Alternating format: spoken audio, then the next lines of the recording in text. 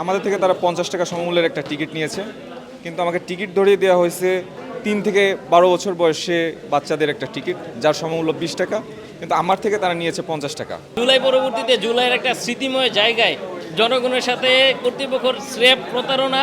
আসলে আমি একজন পূর্ণবয়স্ক অ্যাডাল্ট পারসন। এখন আমরা আসছি আজকে জুলাই স্মৃতি জাদুঘরে।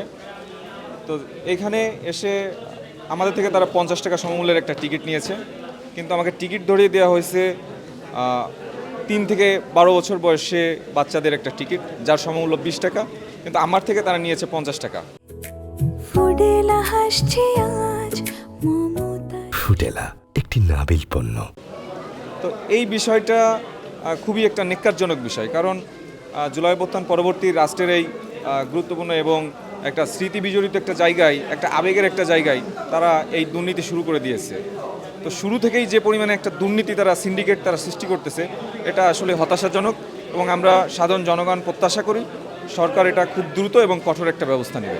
আজকে জুলাই স্মৃতি জাদুঘর হচ্ছে সকলের জন্য উন্মুক্ত করে দেওয়া হয়েছে। সেক্ষেত্রে আমরা অত্যন্ত উচ্ছ্বাসের সাথে জাদুঘর দেখতে আসি। সেক্ষেত্রে এই জায়গায় হচ্ছে টিকিট কাউন্টারে আমরা টিকিট কাটি।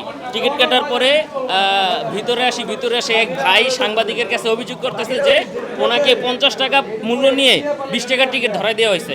সেই ক্ষেত্রে আমি আমার পকেট থেকে টিকিটটা বের করার পর দেখি আমারও একই অবস্থা। এখন হচ্ছে জুলাই পরবর্তীতে জুলাইয়ের একটা স্মৃতিময় জায়গায় জনগণের সাথে কর্তৃপক্ষের স্রেফ প্রতারণা আমাদেরকে আশাহত করছে, এবং এটা কিন্তু রাষ্ট্রীয় কোষাগারকেও বঞ্চিত করছে।